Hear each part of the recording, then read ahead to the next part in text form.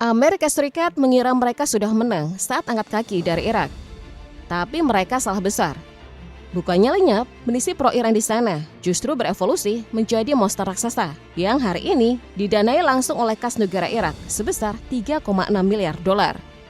Lebih gila lagi, uang pajak tersebut mengalir ke kelompok yang dicap teroris oleh Amerika Serikat sendiri, membuat Pentagon terjebak di 5 besar. Tidak hanya menyedot kas negara, milisi ini juga meraup lebih dari 1 miliar dolar per tahun dari penyelundupan minyak melalui perusahaan bentukan pemerintah. Ini bukan lagi sekedar gerilyawan yang bersembunyi di gua. Kekuatan raksasa besutan ARGC ini bahkan sanggup mendikte pemerintah. Buktinya pasca pemilu akhir 2025, intervensi Amerika Serikat yang menolak faksi pro-Iran masuk kabinet sukses membuat politik Irak lumpuh dan mandek tanpa pemerintahan hingga awal 2026. Ini membuktikan bahwa Amerika Serikat dan Israel benar-benar ketakutan. Mereka sadar RGC telah berhasil membangun kekuatan yang siap mengapung mereka dari dalam sistem negara berdaulat. Lantas strategi rahasia apa yang sedang disiapkan RGC? Jawabannya ada pada satu keputusan fatal berikut ini.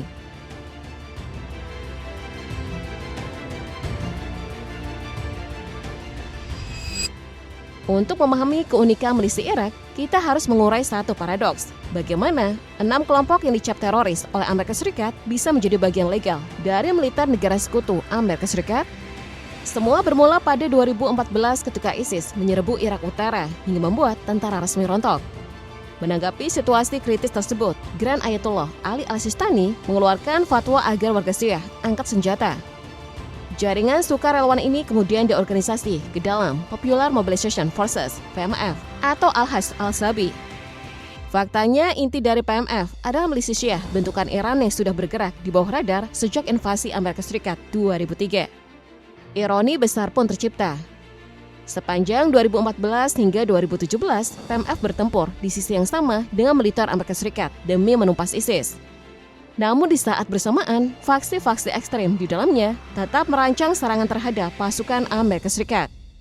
Ini adalah strategi terencana, memanfaatkan darurat nasional demi melegitimasi posisi dan menyedot anggaran negara, lalu membalikkan senjata ke arah Amerika.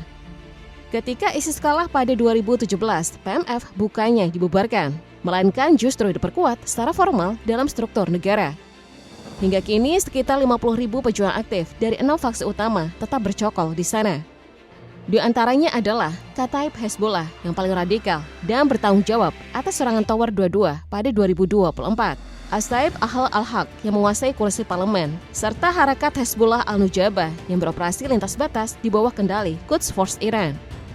Ada pula Kataib Said Al-Suhada, Harakat Ansar Allah Al-Awiyah, dan Kataib Imam Ali. Mereka semua adalah proksi Iran berkedok tentara resmi Irak yang digaji oleh sekutu Amerika untuk mengusir Amerika. Assalamu ala al-Husain. Assalamu ala al-Husain. Wa ala Ali bin Husain. Wa ala Ali bin Husain. Pada dini hari 13 Juni 2025, Israel melancarkan Operation Rising Lion. Kampanye udara presisi ini menghantam ruang komando bawah tanah di Tehran, mengeliminasi sedikitnya 20 komandan senior Iran yang tengah merancang serangan balasan. Dalam satu malam, Israel memenggal seluruh pucuk pimpinan militer Iran. Dari Hossein Salami, Panglima tertinggi RGC, Muhammad Bahiri, Kepala Staf Angkatan Bersenjata Iran, sekaligus otak strategis militer, juga Komandan Aerospace Force, pencipta program rudal Iran, Amir Ali Hajizadeh, serta Kepala Koordinasi Militer dan Intelijen RGC, Gholam Ali Rashid dan Muhammad Kazemi, hingga Ali Samkhani, penasehat senior Khamenei. Bagi Barat, kehilangan tokoh sentral secara serentak seharusnya memicu kelumpuhan total dan fragmentasi internal minimal selama 6 hingga 12 bulan. Namun prediksi tersebut keliru. Dalam hitungan jam, Ali Khamenei menunjuk Ahmad Fahimi menggantikan Salami, Abdul Rahim Mustafi mengisi posisi Bahiri, dan Majid Mustafi meneruskan tongkat komando Hajizadeh. Tanpa jeda organisasional, ARGC langsung membalas lewat True Promise 3, menembakkan 550 rudal balistik dan 1.000 drone ke Israel selama 12 hari. Serangan terbesar dalam sejarah ini membuktikan bahwa sistem komando RGC dirancang kebal terhadap pemenggalan kepemimpinan fisik.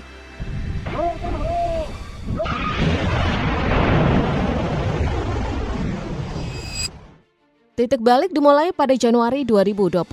5 hari pasca tewasnya Soleimani, IRGC menembakkan 16 rudal balistik Fateh langsung ke pangkalan udara Ain al-Assad di Irak.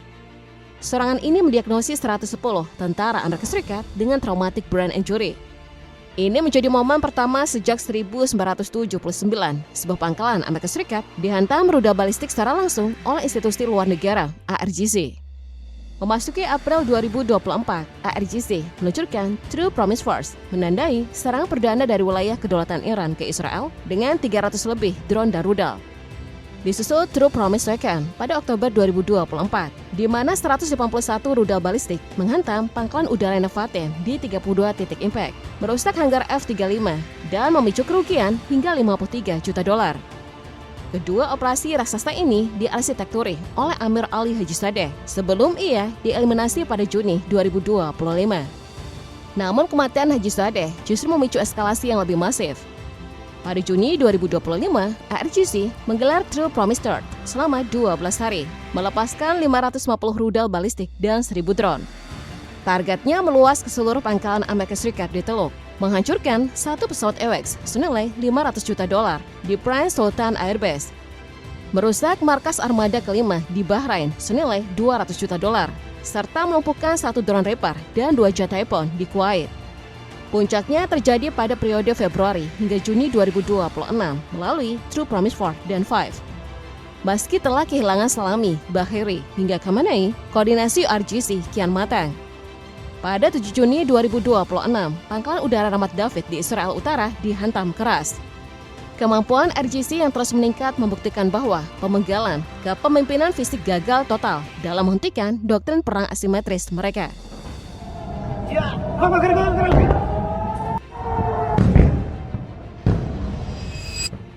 Di balik ketangguhan militer regional Iran, terdapat Quds Force, cabang operasi eksternal IRGC yang berfungsi sebagai mekanisme utama pengekspor revolusi Islam. Terdiri dari 5.000 hingga 15.000 personel elit yang terlatih dalam operasi clandestine. Unit ini oleh militer Amerika Serikat disetarakan dengan gabungan CIA dan Joint Special Operations Command. Quds Force bergerak melalui unit spesialisasi fungsional untuk mengkoordinasikan seluruh proksi Iran di Timur Tengah.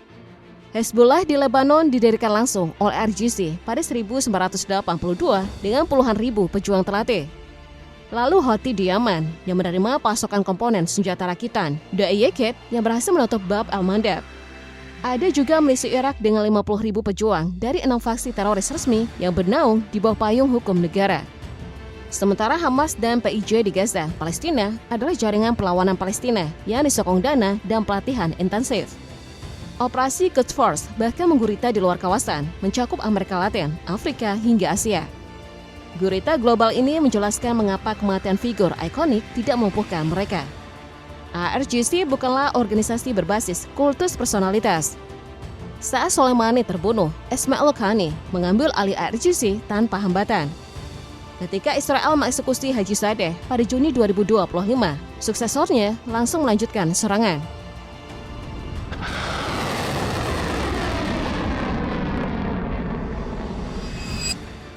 Tapi struktur militer dan jaringan proksi saja tidak cukup. Fondasi paling fundamental IRGC adalah kekaisaran ekonomi independen yang terpisah dari APBN negara. Pusat dari kekaisaran finansial ini adalah Khatam Al-Anbiya Construction Headquarters yang memonopoli ratusan miliar dolar kontrak infrastruktur strategis mulai dari pelabuhan, bendungan, hingga sektor minyak dan gas. Ketika Israel mengeliminasi pemimpinnya, Gholam Ali Rashid, pada Juni 2025, roda bisnis perusahaan tetap berputar.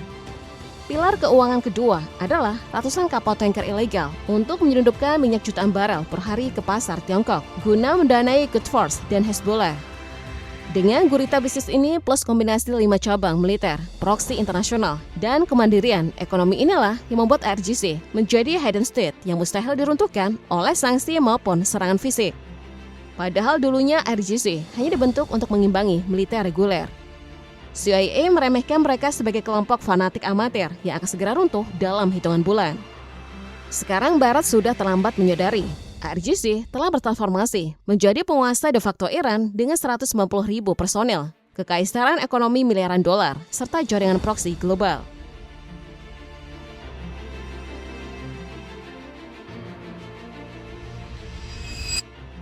Dengan kecenderungan yang sudah dibahas tadi, ada 3 skenario yang akan terjadi. Pertama, konsolidasi total kekuasaan IRGC di Iran. IRGC akan mengambil alih posisi kepemimpinan sipil di Iran. Lalu kemudian kedua adalah adanya deal dengan Barat untuk mengurangi eskalasi. IRGC menerima pembatasan operasional demi pencairan sanksi ekonomi. Sementara skenario ketiga adalah terjadinya fragmentasi internal antara faksi-faksi IRGC menghadapi tantangan dari komandan-komandan yang lebih muda atau lebih agresif. Sekarang IRGC sukses mengonsolidasikan kekuasaan total mereka setelah melewati momen-momen krusial. Mereka tidak lumpuh, malah bertambah kuat. Dan menurutmu, pilar mana yang paling krusial bagi kelangsungan hidup IRGC? Tulis di kolom komentar.